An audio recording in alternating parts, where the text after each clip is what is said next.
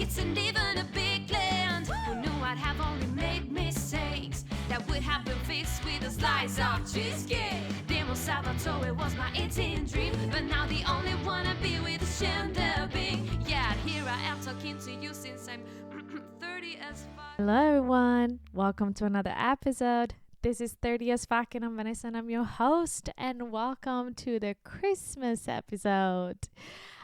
If you're watching on YouTube, you can see that I'm not sitting on my usual couch. I'm sitting right in front of my Christmas tree because, as I said, this is gonna be the Christmas episode. Now, I'm saying Christmas, but of course we're gonna talk about more than just Christmas. We're gonna talk about something that usually occurs a little bit more during Christmas, and is the feeling of loss. Yes, I know. I'm a little bit like, probably you're thinking, Vanessa, Christmas it should be like a happy moment, all those type of things. But let's be honest. We do feel a little bit the loss of maybe loved ones or other things during those Christmas times. So here I am, ruining it for you. No, just kidding. Why do I want to talk about this? I want to talk about this because I love Christmas, but at the same time, Christmas for me is a little bit bittersweet every year because of things that I went through during my life. And I wanted to talk about loss because for many years I thought that loss was only when you lose someone that you love. But I realized actually that it's not. Loss happens every day.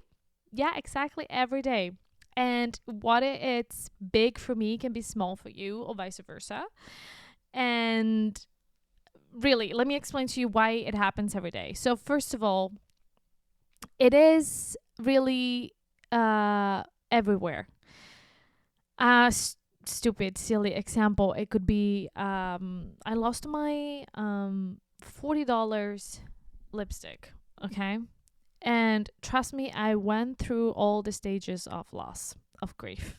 Even if it's in a small way, but at the same time, that's what happens all the time. So I was in denial first. Okay, no, I haven't lost it. I put it somewhere. I remember. I this and that. Anger. I got pissed because it's $40. Okay, of lipstick. I know I'm a little bit crazy, but it was a good one. Then we have bargaining, and I was like, no, it cannot be. This is I refuse to believe this. Okay, I refused. It was not even denial. I really refused to get through with it. Okay, no, this is not happening. I refuse to have lost my favorite lipstick. Then I got through depression. Yes, slightly through depression. I was very sad because I really liked that lipstick. And then acceptance, meaning that I was like, okay, whatever, I guess I'm gonna buy a new one. So this could be something silly, but just imagine the same thing in proportion to something that we really love. Okay, because of course the lipstick, it's just like a silly example. For me, during Christmas time, it is Christmas itself because when I was a kid, I used to have very beautiful Christmas, the one that you see in the movies, and then I don't know, there's some memories over there. They're a little bit confusing, I'll be honest, but it kind of, I think that there have been a couple of memories or these feelings of waking up in the morning and go under the tree, find the gifts, and sadly it was my day. Okay, I think I'm gonna do a little bit of therapy with you today, actually, because I just realized there's something while I was talking to you. Yeah, I think that was it. Okay, let's start from the beginning so you can understand what I'm saying. So growing up, unfortunately, my parents, before they divorced, it was only every single day, it was always like a fight. They were so focused on what they were doing and how they were living their life and all those fights that I felt most of the time left on the side and not seen as a child. I think that that's why I connected Christmas as my day, because I was the little one of the family. My sister are way older than me, 12 and 9 years older than me. So by the time that I was a kid, they already know that Santa Claus didn't exist. So their part of the magic went away. So everything was for me. And when then they divorced and I realized that Santa Claus didn't exist, and I needed in that moment to grow up very fast. I talked about this in the past episode. I think that's why I made the connection, okay, between Christmas and growing up. And so that's all connected to the loss of childhood. And for me, unfortunately, it happened too early and too fast. And so it's something that I'm always gonna somehow chase a little bit, and something that I'm going to miss a lot because I had to grow up too fast. And that's why every single Christmas it's a little bit bittersweet, because I always try to recreate that feeling that it's never there. And this might happen to you too. Maybe there's something else that you're missing during Christmas, maybe a loved ones or a relationship or something, and it feels bittersweet because you're kind of happy that you were able to feel those feelings in the past, but now you're sad because you don't have them anymore. It's kind of like the say, but I have loved ones that never loved in your life. It's like duh, but at the same time because it sucks when it goes away, when it's not there anymore. And maybe you're going through something like that right now. It could be literally anything. And if you ever felt those type of feelings that I said before, so like you're hangry and sad and you don't understand, you can't figure it out why, probably you're going through a loss, even if it's not of a loved one. And it's totally normal to feel that way. I'm sharing this with you because when I realized that that was my loss, I actually was able to close those type of feelings, meaning that I was able to go through all of them and kind of ended up to the acceptance. Now, flash news. Plot twist. It never goes away. Yeah, I'm sorry. It never really goes away. It's always going to stay with you. And that's what happened last week for me.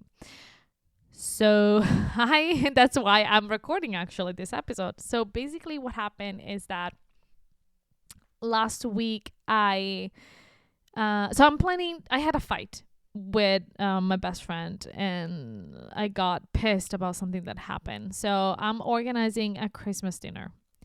And here we are again, another year, another try to make Christmas the way I want it, as it was many, many years ago. And something small happened. So I wanted to do something, and some of the people were like, you know what? Like, it's not strictly necessary. It was something so silly and so stupid, but I felt that I was out of control, like that I couldn't control anything.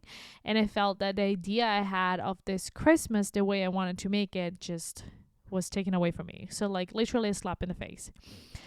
And this acted as a PTSD kind of trigger, because sadly, even if I'm 31 years old, I was thrown back of when I was, I don't know, I want to say 7 or 8, 10. Like I literally did a jump back in the past, and I didn't even realize. I felt so bad. I cried. I was pissed. It was something so big for me, even if it's something so stupid that could be fixed. But I felt it the same way I felt when I was a kid, and when that type of Christmas was taken away from me. I felt like powerless, and invisible, and like that what were my needs were not being seen. And it's something that is very tricky for me, because that's how I felt for almost all my life. And so every time that someone acts in a certain way, it makes me feel that they're not seeing my needs and just theirs. That tricks me so much. Of course, this is projecting. Welcome to another beautiful thing happening all the time. When we project something on somebody else, let me say this: there are people that actually want to make you feel bad, that actually want to mistreat you, but there are also people outside that they don't want to do that. They're just dealing with their own shit, and so that's what happens sometimes. They act in a certain way, you project on them, you see things that actually are not how they are, and it might trick you, it might get you back to certain feelings that you thought were like way gone, but they're not. Then I wanted to talk, actually, if you have lost someone, loved ones, and Christmas is coming, that it's a little bit, it could be a little bit more tricky, but actually even simple. Let me explain. I feel that when all of us, when we lose something, we have to go through all the phases. There's not, anyway, like all the steps of grief, okay, all the stages. I've never had big problems dealing with death, maybe because I'm aware that I don't have any power over it. So I made my peace with it. Okay, I made my peace, and of course it's gonna make me feel all those type of things. But I noticed in my life when I lost a loved one, I went through all the stages way more quickly than when something else like the loss of my childhood happened. I feel it is because, again, as I said, I made peace with the fact that I don't have any power over death. And so my suggestion for you, if you're going through that right now, it's really try to figure it out how to make peace with it. This life is beautiful because it has an end, and sometimes it's unfair that it happens so early, that we lose people, young people, or for stupid things, or others people mistakes. But at the same time, it is beautiful to know that because of type of things happens, that's why we give a meaning to this life, and we try to live every day as best as we can, loving the people that we want to love, and being as happy as we can be. If you're going through this right now, I'm really sorry. I'm really, really sorry. I hope you're gonna be able to find like a peace and to move on. What I can share with you is that what helps me when I think about people that I love, that I lost, I'm thinking about all the good stuff. Oh, it's the best part for me. All the memories, all the laugh, and how lucky I was to be able to make those memories with these people, and to learn lessons, and to become the person I am. Because even if those people, even if they're not with us anymore, they were part, like a little piece of the puzzle that made who we are. And that's absolutely incredible. And sometimes those people are meant to be in our life just for the short amount of time. I'm talking about death, but also at this point, I'm talking about when somebody else walks away. That it's way more difficult for me to deal with when somebody walks away, because it's their decision. So I'm here sharing with you my struggles, because this is the podcast, and this is how I want to make it. Because, as I said, maybe in the first episode, I don't want to share with you only the solutions. I don't want to share with you only, oh, look at me, I'm great, like I'm feeling super good, I'm happy all the time. No. Um, and that's why I try to keep it real, and I don't even edit usually those episodes, because it's raw. It's raw and it's live, and that's what I want to share with you. So for me, when someone decides to leave me and go away and walk away from my life, that's probably the most difficult thing, because it's their choice. And of course, it's gonna touch my ego a little bit, and it's gonna make me overthink everything. Overthink what's wrong with me and what's going on. And probably you're thinking that right now. Right? Yeah, I know you're thinking that right now. I can feel it. Again, flash news. There's nothing wrong with you. There's nothing wrong with you, because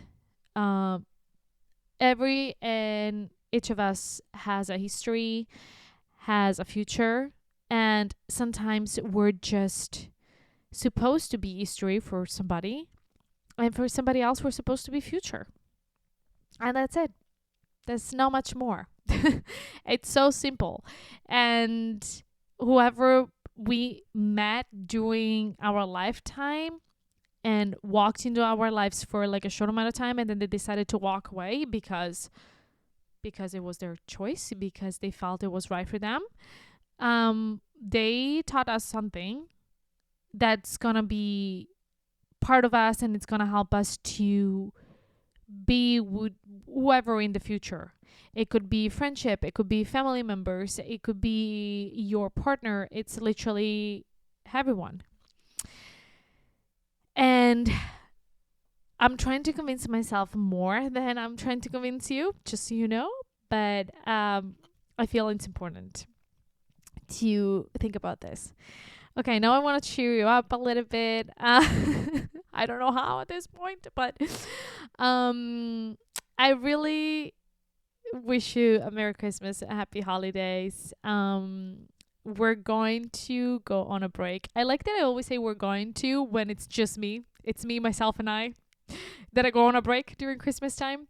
So this is the last episode before the new year, and I'm excited. Are you excited about the new year? I am excited. So please go do your vision board. Try to manifest as much as you can. Make a list of all the things that you will be able to do this year, all the things that you learned, all the things that made you happy, even all the things that you were not able to do, maybe, and try to figure it out if you're happy that you didn't do it, like it's a big loss that you were not able, and maybe you want to try next year, or if it's something that you're like, you know what, at the end, it's not that important as it was like at the beginning of 2024. Trust me, my list is so big, but I feel that everything else that I did, it's way bigger. Like the other list. Although it's not exactly as I planned it. But that's how manifestation works. Like you manifest something, and then life's gonna give you something similar, or something that's gonna guide you out actually better towards something else. One thing that didn't happen this year, I'm still single. Yeah. But I'm gonna try again, I guess, next year. I'm going to put it on my vision board again. And let's see what's gonna happen. So thank you so much for being here, and Merry Christmas or Happy Hanukkah or anything that you're celebrating during this time. Happy New Year. I hope you finish like feeling gorgeous and slaying the day, and really just be happy. Just be happy, because be in the moment and be happy. You're gorgeous, you're beautiful, you're awesome, you're funny, and I love you to have you here every single week. I really do. Thank you so much for listening. And I love you so much. I really love you so much. If you want to also follow the page on Instagram, it's Vanessa Di Rossi. It's my page, or 30s Fact Podcast. It's the other page. And love you guys. See you soon. Ciao, ciao. Yeah, here I am talking to you since I'm 30 as fuck.